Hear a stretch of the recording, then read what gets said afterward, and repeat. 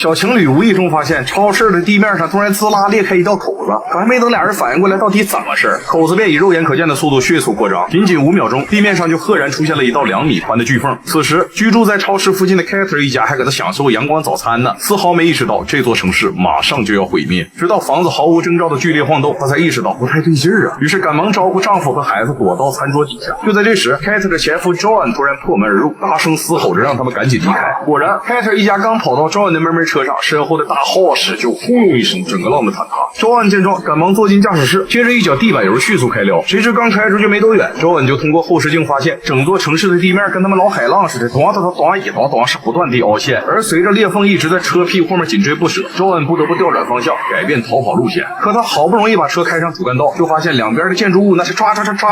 是接连地坍塌。不仅如此，前方的道路也是轰隆一声断崖式开裂。John 见状，赶紧猛打方向盘，来了一招360度极限甩尾，这才没让妹车掉入巨缝。然而还没来得及喘口气儿，眼巴前的摩天大楼就噼里哐啷轰然倒塌，把他们的逃生路线挡得严严实实。可John却没有因此停下，反而加足马力冲向大楼。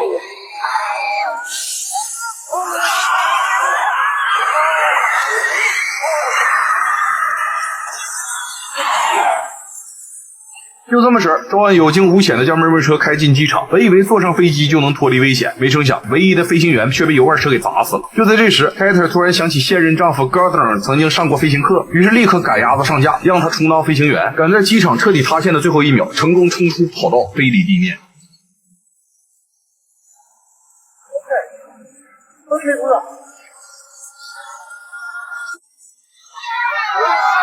眼瞅着整座城市正在缓缓沉入大海，机场里所有人都心惊胆战，直到飞机飞行高度达到2万英尺，他们才肯长舒一口气儿。这时John突然扭头告诉 Carter， 我上周带孩子去黄石火山公园露营的时候遇到过一个疯子，他当时抓着我说世界末日就要来了，只有登上一个什么诺亚方舟才能活命。我一开始以为他是胡言乱语，但现在看来他说的都是真的，所以我们得赶紧去问问他知不知道方舟的位置。就这么使，他们一连飞了2个来点，终于抵达了黄石火山公园。可随着John找到疯子居住的房车，却发现里面连个疯毛都没有，于是他立刻驾驶房车在黄石公园里吭哧一顿找，终于在半个点后找到疯子。谁知 John 刚从疯子口中得知方舟地图夹在一本书内，不远处的小树林里却哗啦哗啦钻出一群小鸟，紧接着休眠60万年的黄石超级火山群如同河蒙逼的酒蒙子，1000多度的高温岩浆那是噗噗往外狂吐啊。John 见状顿时吓完巴了，赶紧坐回车里启动引擎，往后一脚地板油迅速开撩。然而刚开出去500来米远，身后的火山就哐的一下整个烂爆发。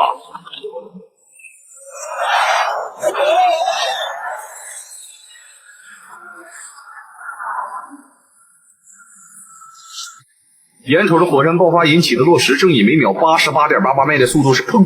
砸向地面，John顿时打起12万分的精神，加足马力朝停机坪狂奔。可由于落石的数量实在太过密集，John一个没留意被径直砸中了车后腚。千钧一发之际，John只能猛踩油门，赶在房车散架前一如力气停在了飞机旁边。紧接着他赶忙来到书架跟前一顿翻找，终于找到了疯子所说的方舟地图。于是John立刻以100米冲刺的速度迅速冲上飞机，使出吃奶奶的劲儿抓住前妻的小手，有惊无险地坐进机舱。而随着戈登操控飞机再次升空，他们总算是脱离了火山喷发带来的威胁。随后John迫不及待地打开地图，发现上面标注的方舟位置竟在万里之外的中国西藏。原来联合国五常早在2年前就预测到地球将迎来前所未有的灭顶之灾，于是便共同集资建造一艘诺亚方舟。而这个艰巨的任务自然就落在了有基建狂魔称号的中国头上。但是想要到达西藏，他们乘坐的小飞机显然飞不过去儿，只有降落在拉斯维加斯机场换乘跨洋飞机才能抵达。殊不知此时拉斯维加斯机场已经混乱一片，所有航班全部宣布停止起飞。果然John一行人刚落地就被机场消防员赶进了候机大厅。这时John无意间看到自己的老板，并从老板的助理口中得知他们搞定了一台专门运送跑车的运输机，可运输机需要2名驾驶员配合才能启动，只靠助理一人根本无法起飞。听到这儿John立马激动地告诉老板，我前任的现任丈夫是非常优秀的飞行员，带上我们一起走吧。说罢跟着老板一家迅速冲出候机大厅，登上了这架庞大的运输机。然而在滑行过程中跑道却突然断裂，好在助手及时抬起操纵杆，才让飞机呈60度角向上攀升。就这么事，他们一连飞了10来个点，终于进入中国领空。可就在他们即将抵达西藏时，运输机引擎却突然熄火，眼瞅着机身马上就要撞向山体。John灵机一动，赶紧招呼所有人坐上一辆妹车，王浩尔赶在飞机坠毁前的最后1秒，滋盖一下打开舱门。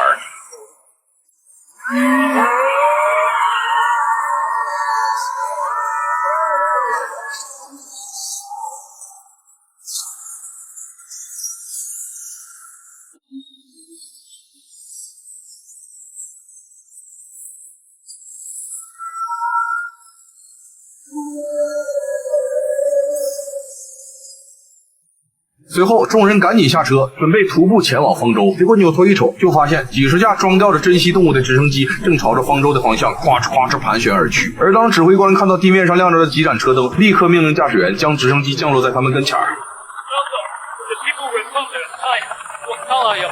招安老板听罢，立刻亮出自己花费31欧购买的3张方舟船票，往后屁颠屁颠带着2个儿子登上直升机。这一刻，招安的心情跌落谷底。但为了能让自己的孩子活下去，他必须表现出父亲应有的坚强。于是招安继续带领着众人徒步前行。谁知刚走到了半道，就瞅见一辆卡车跟他们擦肩而过。车上的老奶奶听着招安的呼喊，立刻招孙停车。尽管语言不通，但在这末日来临之际，老奶奶还是载上招安他们一起前往方舟。原来老奶奶的另一个孙子是建筑方舱的电焊工，他知道一条通风管道可以将自己的家人偷摸送上方舟。然而当大孙子看到车上多了6个陌生人时，二话不说就让弟弟将他们赶走，因为他害怕人数过多被其他同事发现。而凯特似乎也察觉出来男人的顾虑，于是便恳请他将自己2个孩子带上方舟。看着凯特苦苦哀求的模样，同时身为母亲的老奶奶于心不忍，随即态度强硬的要求孙子带上所有人。没招了，男人只好勉为其难的摆了摆手，带领他们从小路潜入方舟。与此同时，顶尖地质学家老黑也随同美国总统登上了方舟。他还没来得及休息，他就从检测设备上发现地壳的移动速度正在急剧上升，这也就意味着末日海啸很可能会提前到达西藏。于是老黑赶紧将最新的数据和检测结果进行整合，最终计算出第一波海啸将在28分钟后到达。各国首脑得知消息，一致同意提前关闭方舟的入口，放弃那些还没来得及登船的人。而这群人中就有招安那个忘恩负义的老板。眼瞅着方舟的舱门正在逐渐关闭，老板顿时急眼了，二话不说朝着拦路的警卫大脸盘子唰就是一炮子，往后有滋盖一下推开肛门，带领着上万名还没来得及登船的富豪乌泱乌泱的朝着方舟冲去。但可惜还是晚了一步，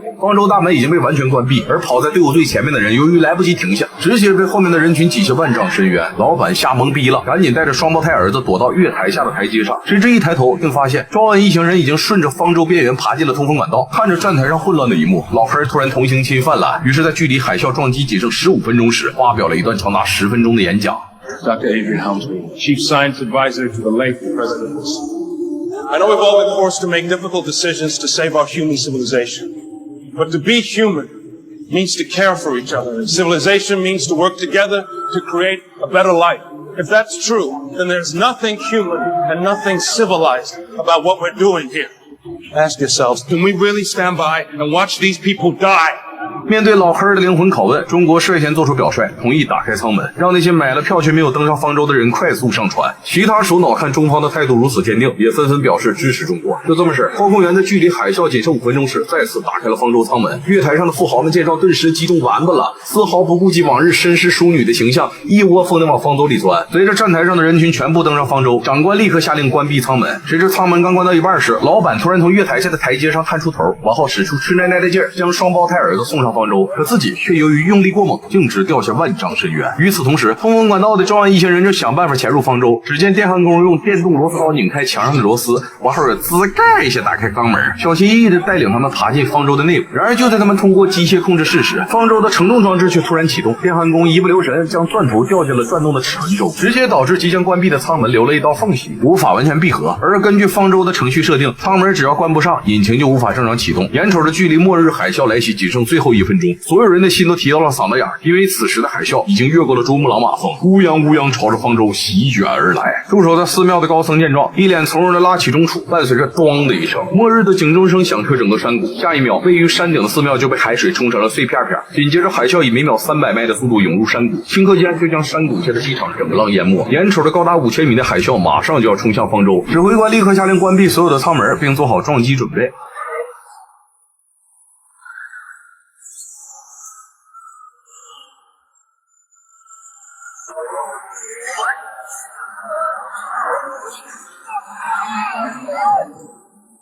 随着末日海啸将方舟整个浪吞没，方舟的4号舱门却出现了故障，导致大量的海水顺着舱门的缝隙融入方舟内部。霎时间，这个承载着人类最后希望的港湾顿时陷入一片混乱。很快，方舟的隔绝系统滴滴滴发出了警报，紧接着船尾的隔离肛门便唰唰唰全部升起。而根据方舟的程序设定，舱门只要不关上，引擎就无法正常启动，届时方舟上的人类也将全部死亡。就在这时，一架波音747突然露出水面，在海啸的冲击下径直朝着方舟撞去。只听咣当一声，稳固4号方舟的左侧舷锚被飞机当场撞毁，导致4号方舟的舰体整个浪的向右倾斜，咣的一下撞上了旁边的3号方舟。往后4号方舟彻底失控，顺着汹涌的水流垂直跌下山谷，朝着只剩下一个山头的珠穆朗玛峰横冲而去。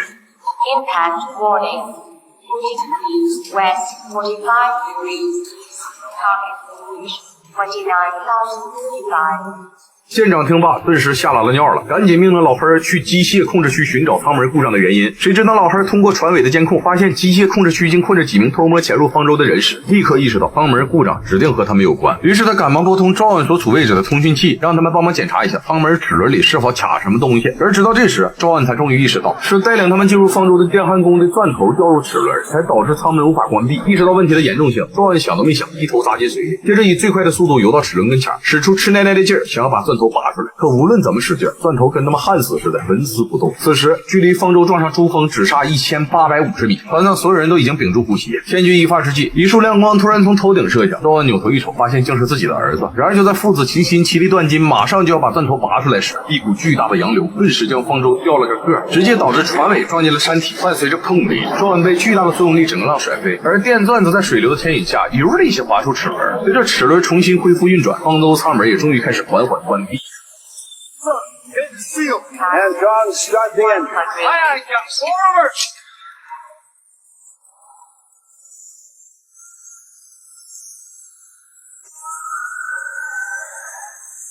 Back, Captain. We're not going to make it. Distance to impact 58 meters. 48 meters.